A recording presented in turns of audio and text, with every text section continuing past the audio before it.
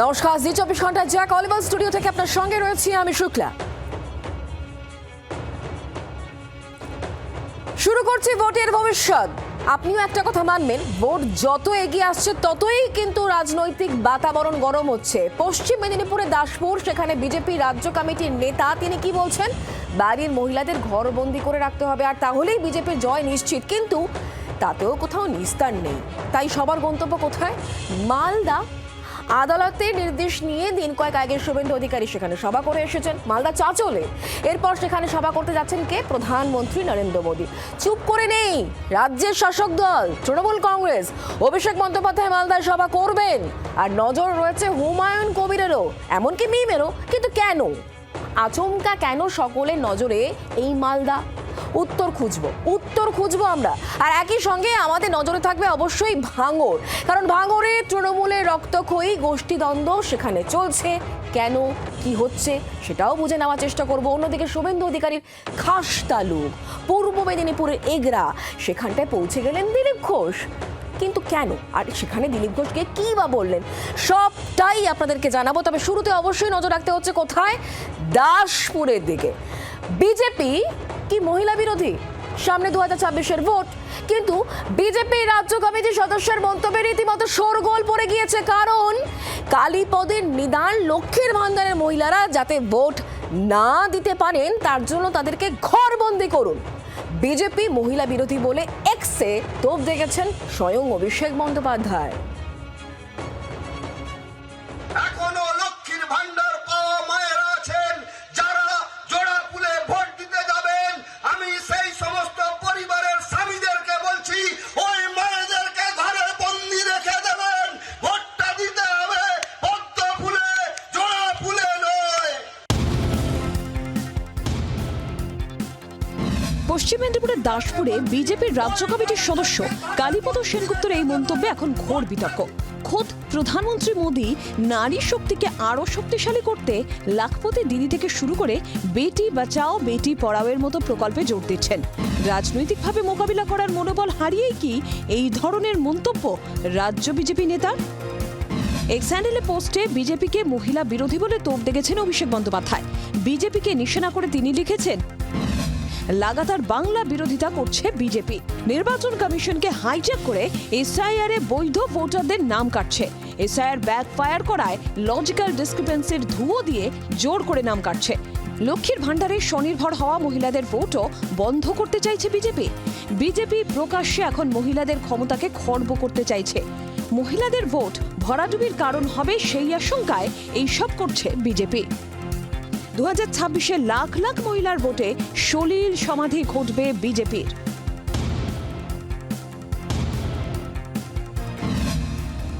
BJP নেতা কালীপদ সেনগুপ্তকে তোপ দেখেছেন রাজ্যের নারী ও শিশু কল্যাণ মন্ত্রী শশী পাঁজাও। আপনি তাদের প্রাপ্য সম্মান থেকে তাদের বঞ্চিত করেছেন। কারা? ভারতীয় জনতা পার্টি। আপনারা যেই নিদর্শনগুলো রেখেছেন তাতে পরিষ্কার বোঝা যাচ্ছে যে আপনারা বিগত দিনগুলোতেও বলেছেন লক্ষ্মী ভাণ্ডার প্রাপক যারা আছেন তারা নাকি ভিক্ষে পাচ্ছেন লক্ষ্মী ভাণ্ডারের মাধ্যমে। তো যখন অভিষেক বন্দ্যোপাধ্যায় কথা বলেন, যখন মমতা বন্দ্যোপাধ্যায় কথা বলে, তৃণমূলের প্ররোচনায় রোজ দেয়, তো তার থেকে এরাও বলেছে তৃণমূল এটা বন্ধ করুক। বিজেপির এটা কালচার নয়, নিশ্চয়ই এরাও এটা বলবে না। সম্প্রতি শুভেন্দু অধিকারী লক্ষ্মীর ভান্ডার নিয়ে সরব হন। সেখানে লক্ষ্মীর ভান্ডার গ্রহীতা মহিলাদের সমর্থন করেছিলেন তিনি। লক্ষ্মীর ভান্ডার বন্ধ হলে আন্দোলনে নামার হুমকিও দিয়েছিলেন শুভেন্দু। কে বলেছে লক্ষ্মীর ভান্ডার আটকে দেব? ওর বাপের টাকা, সরকারের টাকা। একটা মহিলার ক্ষতি করলে বিজেপি করার জন্য এই রাজ্যে বিরোধী দলনেতা আছে। একটা সময় মহিলাদের জন্য সরকারি সামাজিক ভাতা প্রকল্পের বিরোধিতা করেছিল পশ্চিমবঙ্গ বিজেপি, কিন্তু গত কয়েক বছরে সেই অবস্থান থেকে সরে এসেছে বিজেপি। বিহারেও লক্ষ্মীর ভান্ডারে বিপুল অর্থ অনুদানের প্রতিশ্রুতি দিয়ে সেখানে নির্বাচনের ডিভিডেন্ড তুলেছে তারা। সেখানে দাঁড়িয়ে রাজ্য বিজেপি নেতার মহিলা বিরোধী আলটপকা মন্তব্য রাজনৈতিক অপরিপক্কতার পরিচয় কিনা তা নিয়ে প্রশ্ন উঠছে। প্রবীর চক্রবর্তীর রিপোর্ট, জি 24 ঘন্টা। কিন্তু কেন এই বিচিত্র মন্তব্য আমরা সেটা একটু বুঝে নেওয়ার চেষ্টা করব। কথা বলুন রাজাগোপাল ধর চক্রবর্তীর, রাজনৈতিক বিশ্লেষক এই মুহূর্তে আমাদের সঙ্গে রয়েছেন টেলিফোন লাইনে। রাজাগোপাল বাবু, তাহলে এটা কি পরতপক্ষে বিজেপি স্বীকার করে নিচ্ছে বা বিজেপি নেতারা বুঝতে পারছে যে লক্ষ্মীর ভান্ডার আসলে বেগ দিচ্ছে তাদের? মহিলা ভোট একটা বড় ফ্যাক্টর এবং সেই জায়গায় থাবা বসাতে গেলে পরে লক্ষ্মীর ভান্ডারে মহিলাদেরকে আটকে রাখতে হবে, তাহলেই ভোটা যেতে যাবে, এটাই কি তারা মনে করছেন? তাহলে দেখুন, যে নেতা এটা বলেছেন তিনি কোনো কিছুই বুঝেন না। মানে ভারতবর্ষে কারণ পশ্চিমবঙ্গে দু জায়গাতেই, মানে সব জায়গাতেই ভোটারদের অর্ধেকটা হচ্ছে মহিলা, এবং তাদেরকে আটকে রাখবো এই ধরনের কথা বলা, মানে যিনি বলেন তার কোনো ধরনের মানে সংবিধানের জ্ঞানও নেই, কোনো কিছুই নেই। এই লোকটা কি কে ওকে এই ধরনের কথা বলতে বলেছে তাও আমি জানি না। যাই হোক, তো লক্ষ্মীর ভান্ডার যথেষ্ট পপুলার একটা প্রোগ্রাম, এবং এই প্রোগ্রাম সারা ভারতবর্ষেই নানান নামে নানান প্রক্রিয়ায় এটা কিন্তু মানে গৃহীত হচ্ছে। এবং জীবিকা দিদি প্রকল্প যেটা বিরাটভাবে সাফল্য এনেছে, এবং সরকার এটাও চাইছে এই ধরনের জীবিকা দিদি প্রকল্প বা লক্ষ্মীর ভান্ডার যাতে করে মহিলারা এক ধরনের সাপোর্ট পায়। এটা সারা ভারতবর্ষেই হয়তো এই ধরনের ব্যবস্থা চালু হবে বা হচ্ছে, কেন এটা যথেষ্ট জনপ্রিয়তা আছে। এবং মেয়েরা যে ছেলেদের থেকে আজকাল অনেক বেশি ভোট দিচ্ছে, সারা ভারতবর্ষে সেটা করছে। মেয়েদের রাজনৈতিক সচেতনতা বেড়েছে, এবং রাজনৈতিক সচেতনতা বাড়ার পরেই রাজনৈতিক দলগুলো বুঝতে পেরেছে যে যারা মহিলা তাদেরকে খালি ভোটের বাক্সে টানানো যাবে না, তাদেরকে কিছু দিতে হবে। হ্যাঁ, তাদেরকে যদি কর্মসংস্থান, তো সবাই তো মেয়েরা কর্মসংস্থানের পেছনে ছোটে না, কিন্তু তাদের টাকার প্রয়োজন আছে, আর্থিক প্রয়োজন আছে, সেটা কিভাবে যোগান দেওয়া যায়। বিভিন্ন দল যেটা করছে, পশ্চিমবঙ্গে যেটা করেছে, এটা অত্যন্ত সাধুবাদের যোগ্য একটা প্রকল্প লক্ষ্মীর ভান্ডার। এবং এই প্রকল্প আমি শুনেছিলাম বিজেপি নেতারা আগেবারে বলেছিল যা স্টেট গভর্নমেন্ট দিচ্ছে তার থেকে বেশি দেবে। এখন এই ভদ্রলোক যিনি এটা বলেছেন, তিনি কিসের ভিত্তি করে বলেছেন সেটা আমার জানা নেই। হ্যাঁ, অনেক ধন্যবাদ আমাদের সঙ্গে টেলিফোন লাইনে থাকার জন্য। জম্পেশ ঠান্ডা আপনি বলতেই পারেন, এই জম্পেশ ঠান্ডার মধ্যে রাজনীতির পারদ কিন্তু চড়ছে, রাজনৈতিক উত্তাপ কিন্তু এই মুহূর্তে একেবারে গরম গরম। 18 জানুয়ারি মালদা, সেখানে সভা করতে পারেন প্রধানমন্ত্রী নরেন্দ্র মোদী। নির্বাচনের আগে মালদায় যেতে পারেন কে? অমিত শাহ। অন্যদিকে 8 জানুয়ারি মালদায় সভা করবেন কে? অভিষেক বন্দ্যোপাধ্যায়। বুঝতে পারছেন, পর পর পর পর সব হেভি ওয়েটদের নাম বলছি। কোথায় যাচ্ছেন তারা? সবাই যাচ্ছেন মালদায়। এদিকে 2 তারিখ, জানুয়ারি 2 তারিখ চাঁচলে সভা করে গিয়েছেন রাজ্যের বিরোধী দলনেতা শুভেন্দু অধিকারী। মালদায় সভা করতে পারেন মিঠুন চক্রবর্তীও। এদিকে হুমায়ুন কবিরের নতুন দল জনতা উন্নয়ন পার্টি, সেখানে হাতিয়ার বাবরি, টার্গেট কি 90 আসন। মালদাতে বাড়তি নজর দিচ্ছে মিম, আসাউদ্দিন ওয়েসির দল। পিছিয়ে নেই শাসক দল তৃণমূল কংগ্রেসও। অন্যদিকে আপনারা জানেন গতকালই দল বদল করেছেন মৌসম বেনেজির। সব মিলিয়ে ফোকাস কেন এই মুহূর্তে মালদায়, সেটাই একবার বুঝে নেওয়ার চেষ্টা করি। কথা বলবো আমাদের এই মুহূর্তে আমাদের সঙ্গে সরাসরি রয়েছেন আমাদের প্রতিনিধি রণজয় সিংহ। রণজয়, মালদা এই মুহূর্তে হটস্পট হয়ে উঠলো, কারণ একের পর এক হেভিওয়েট নেতা নেত্রীরা তারা পৌঁছে যাচ্ছেন। আর অন্যদিকে মালদাতে সংখ্যালঘু ভোট, যেটা বড় একটা ফ্যাক্টর 26-এর ক্ষেত্রে আমরা জানি, এবং সেক্ষেত্রে সমস্ত রাজনৈতিক দলের নজর রয়েছে কিন্তু অবশ্যই মিম এবং আসাউদ্দিন ওয়েসির দলেরও। পুরো বিষয়টা নিয়ে একটুখানি জানার চেষ্টা করব, কোন পথে এই মুহূর্তে মালদার রাজনীতি।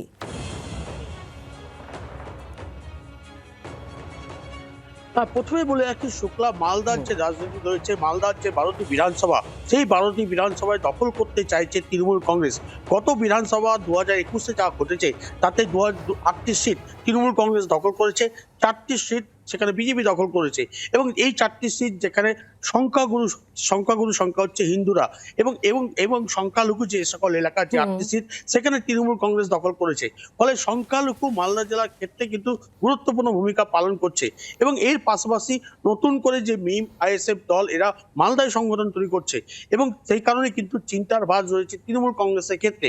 এবং বিজেপি এই পুরো যে সকল দল, সংখ্যালঘু দল যারা মালদায় নতুন করে তৈরি হচ্ছে, তারা তাদের সংখ্যা বাড়াচ্ছে, তারা কিন্তু সংগঠন তৈরি করছে, যার ফলে কিন্তু বিজেপি চিন্তা করছে যে এই মালদার যে 12টি আসন, সেই 12টি আসনের মধ্যে বেশিরভাগ আসন ইতিমধ্যে 4টি রয়েছে, আরো বেশ কিছু আসন এই ভোট ভাগাভাগিতে দখল করা যায় কিনা, সেই বিষয়টা নজর রাখছে। একদমই। এবং যে রণজয়, কারণে তুমি আমাদের দেশের সঙ্গে থাকো। এই মুহূর্তে রাজনৈতিক বিশ্লেষক সুমন ভট্টাচার্য আমাদের সঙ্গে রয়েছেন টেলিফোন লাইনে। সুমনদা, মালদাতে একের পর এক হেভিওয়েট নেতা মন্ত্রীরা যাচ্ছেন, বেশ কয়েকজন চলে এসেছেন ঘুরে।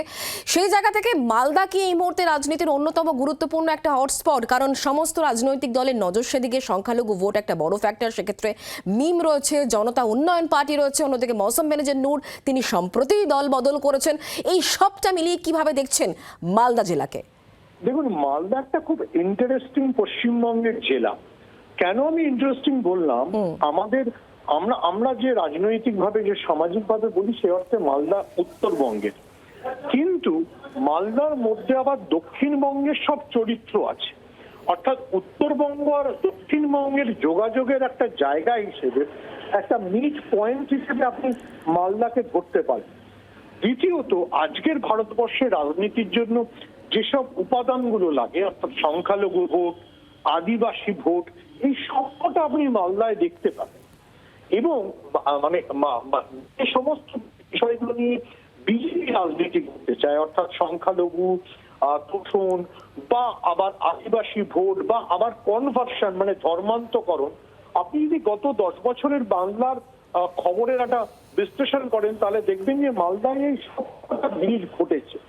ফলে বিজেপির জন্য মালদাকে ব্যবহার করে একই সঙ্গে উত্তরবঙ্গ এবং দক্ষিণবঙ্গকে একটা বার্তা দেওয়াটা সহজ। আবার তৃণমূলের জন্য মালদাকে রাজনৈতিকভাবে গুরুত্বপূর্ণ এই কারণে, মালদা তাদের কাছে সংখ্যালঘুদের ভোট আছে, সেটা শক্ত ঘাঁটি, এবং মালদাকে ব্যবহার করে তৃণমূলও উত্তরবঙ্গের বিভিন্ন জনজাতির কাছে পৌঁছতে চাইবে। আমার মনে হয় সেই জন্য মালদা, যেটা আসলে একটা উত্তরবঙ্গের জেলা, যেখানে 12টা বিধানসভা রয়েছে, কিন্তু 12টা বিধানসভার চাইতে অনেক বেশি গুরুত্বপূর্ণ হচ্ছে সঙ্গে আদিবাসী, একই সঙ্গে সংখ্যালঘু ভোট, এবং একই সঙ্গে এমন সব ইস্যু আছে যেগুলো সমস্ত রাজনৈতিক দলগুলোর কাছে খুব গুরুত্বপূর্ণ। সুমনদা, ধন্যবাদ আমাদের সঙ্গে টেলিফোন লাইনে থাকার জন্য। কথা বলবো আবারও। রণজয় আমাদের সঙ্গে রয়েছেন, আমাদের প্রতিনিধি সরাসরি। রণজয়, অনেকগুলো ফ্যাক্টর আমরা জানলাম, কিন্তু সাম্প্রতিকভাবে যেটা সংযোজিত হয়েছে সেটা হচ্ছে মৌসম বেনজির নূরের দল বদল। সেটা কি তৃণমূল কংগ্রেসকে ভাবাচ্ছে? জেলা নেতৃত্ব কি মনে করছে? শুক্লা, একেবারে তাই। কিন্তু তৃণমূল কংগ্রেস নেতৃত্বকে ভাবাচ্ছে যে মৌসম বেনজির নূর রাজ্যসভার সাংসদ ছিলেন, তার এপ্রিল মাসে তার রাজ্যসভার যে সময়সভা সময়সভা শেষ হয়ে যাবার কথা, তার আগে তিনি দল বদল করলেন এবং যে দলে গেলেন তার পুরনো দল কংগ্রেস।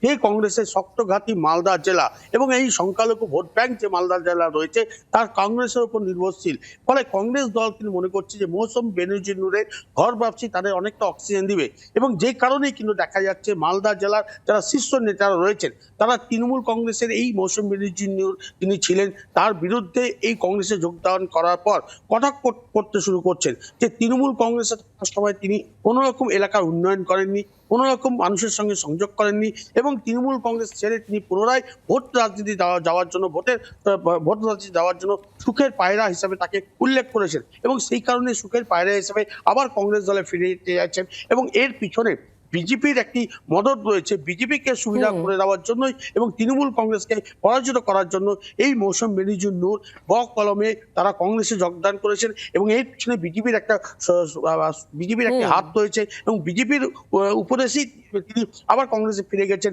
এমনটাই কিন্তু বলা হচ্ছে। ফলে পুরো চরিত্র বা পুরো মালদার যে বিশ্লেষণ যদি করা যায় ভোট রাজনীতির ক্ষেত্রে, তবে কিন্তু দেখা যাবে আসন্ন বিধানসভা যে আসছে তাতে বেশ কিছু সমীকরণ তৈরি হচ্ছে, নতুন করে সমীকরণ তৈরি হচ্ছে, যে সমীকরণ আর এই সমীকরণের ফলাফল কি হয় তার জন্য আমাদের কিন্তু নজর রাখতেই হবে একেবারে ভোটের ফলাফলের দিকে। অনেক ধন্যবাদ রণজয় আমাদের সঙ্গে সরাসরি থাকার জন্য। আর রাজ্য রাজনীতির যখন কথা হবে তখন ভাঙড় নিয়ে কথা হবে না, এটা তো হতেই পারে না। ভাঙড়ের কথা এখন বলতেই হচ্ছে, কারণ ভাঙড়ে আরাবুল পুত্র হাকিমুলের ওপর হামলার অভিযোগ উঠছে। গাড়ি লক্ষ্য করে ইট বৃষ্টি। ভাঙড়ে আরো একবার প্রকাশ্যে আরাবুল বনাম শওকত গোষ্ঠীর দ্বন্দ্ব। 2026-এর ভোটের আগে এই গোষ্ঠীদ্বন্দ্ব ভাঙড়ের বুকে তৃণমূলকে আদৌ কি মাইলেজ দিতে পারবে? বিরোধীরা স্বভাবসিদ্ধ ভঙ্গিতে তৃণমূল কংগ্রেসকেই কিন্তু দিচ্ছে।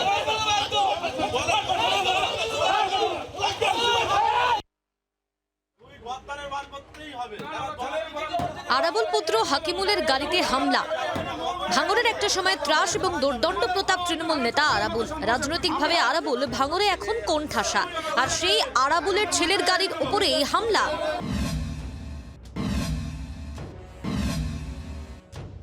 ভাঙড় 2 নম্বর ব্লকের কাঠালিয়ায় আরাবুল ঘনিষ্ঠ নেতা আদুত মোল্লার বাড়িতে রবিবার সকালে গিয়েছিলেন হাকিমুল। অভিযোগ, শনিবার রাতে আদুতকে প্রাণে মারার হুমকি দেন শওকতের অনুগামীরা। হাকিমুলের গাড়ি ঘিরে বিক্ষোভ শওকত ঘনিষ্ঠদের। হাকিমুল গাড়িতে উঠতেই তাকে লক্ষ্য করে চলে ইট বৃষ্টি। ঘটনাস্থলে থাকা পুলিশ পরিস্থিতি নিয়ন্ত্রণে আনে।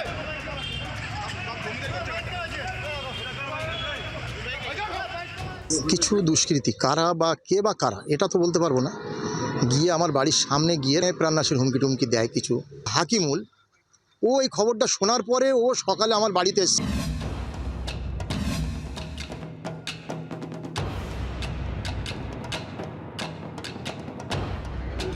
ঘটনার রেশ মেলাতে না মেলাতেই ভাঙড় 2 নম্বরের হাতিশালায় হাকিমুলের পেট্রোল পাম্পে শওকত ঘনিষ্ঠ খয়রুল ইসলাম এবং তার লোকেদের সঙ্গে বচসা ও হাতাহাতি হয়। সিসিটিভি ফুটেজে সেই ছবিও ধরা পড়ে।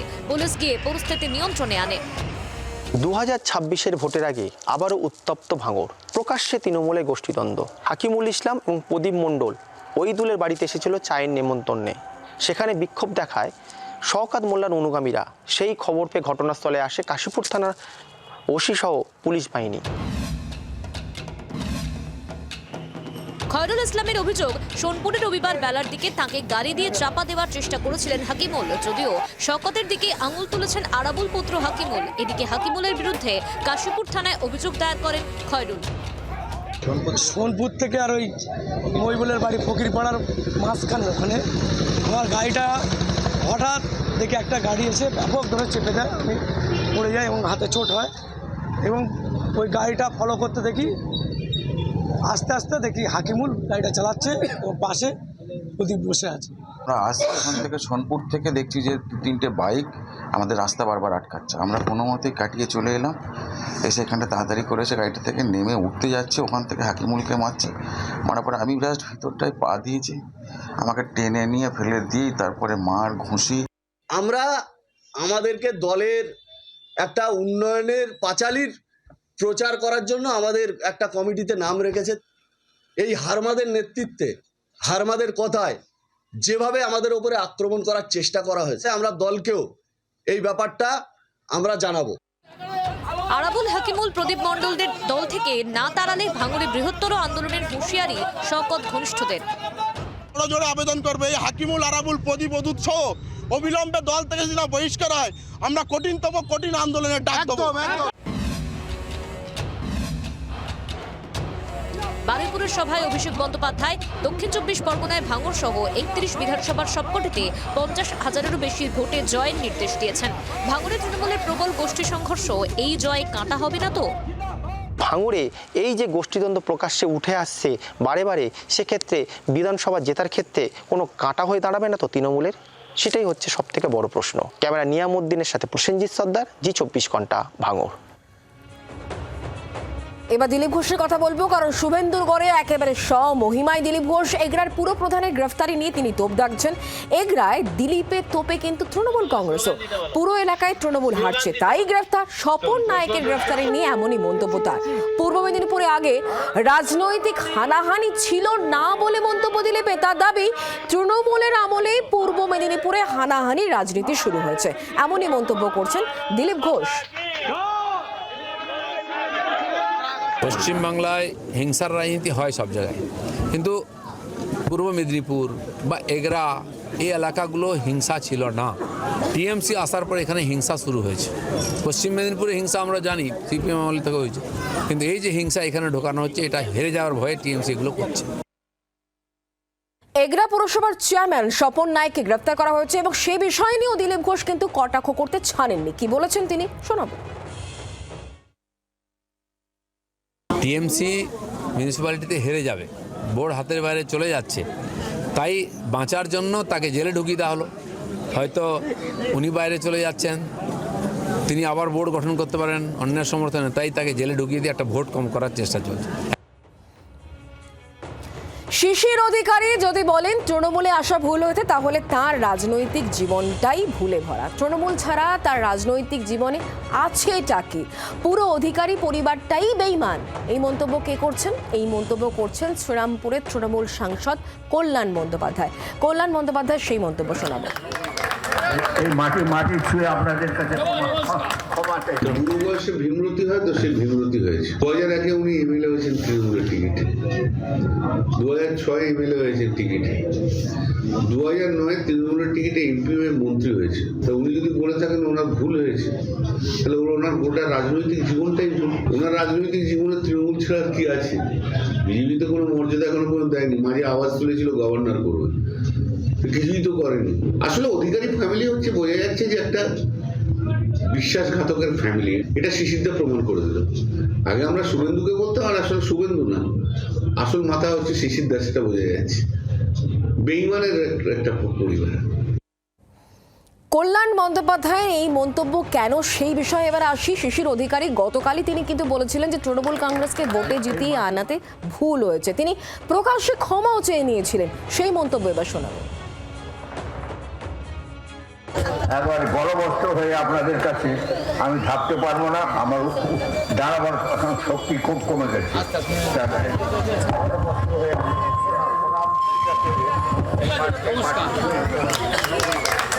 এই মাটি ছুঁয়ে আপনাদের কাছে ক্ষমা করে দিবেন। একটা ভুল পথে চলে গেলাম এবং সেই ভুল পথে আপনাদের সঙ্গে নিয়ে গেলাম।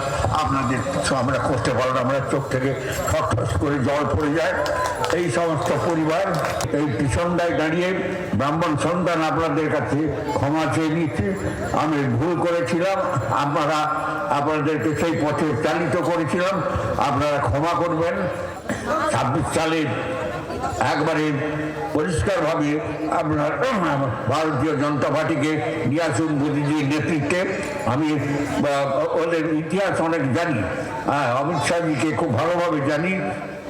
আমি আপনাদের কাছে শপথ করতে বলেছি, আমাদের এই এলাকার বহু উন্নয়ন হবে এবং সেই উন্নয়ন আপনারা কখনো দেখেননি। নন্দীগ্রাম, সেখানে সমবায় নির্বাচনে বিজেপি তৃণমূলের মধ্যে উত্তেজনা। 9টি আসনের মধ্যে 9টিতেই জয়লাভ করেছে বিজেপি, শূন্য তৃণমূল কংগ্রেস। নন্দীগ্রামের সোনাচূড়ার গাংরা সমবায় কৃষি উন্নয়ন সমিতি, সেখানকার নির্বাচনকে কেন্দ্র করে বিজেপি তৃণমূলের মধ্যে তুমুল উত্তেজনা। তৃণমূল নেতা বাপ্পাদিত্য গড় ঘটনাস্থলে পৌঁছলে তাকে বিজেপি কর্মীরা হেনস্থা করেছেন এমনই অভিযোগ ওঠে। তার বাইক ছিনিয়ে নেওয়ার চেষ্টা করা হয় বলে অভিযোগ। নন্দীগ্রামে আইসির চেষ্টায় রক্ষা পান তিনি। এই অভিযোগ অস্বীকার করেছে বিজেপি। 9টি আসনের মধ্যে 9টিতেই জয়লাভ করেছে বিজেপি, তৃণমূল শূন্য। শুভেন্দুর বিধানসভা কেন্দ্র নন্দীগ্রামের সমবায় সমিতিতে বিপুল জয়ে উচ্ছ্বসিত বিজেপি কর্মীরা। বাংলার আওয়াজ, বাঙালির আবেগ, জি 24 ঘন্টা।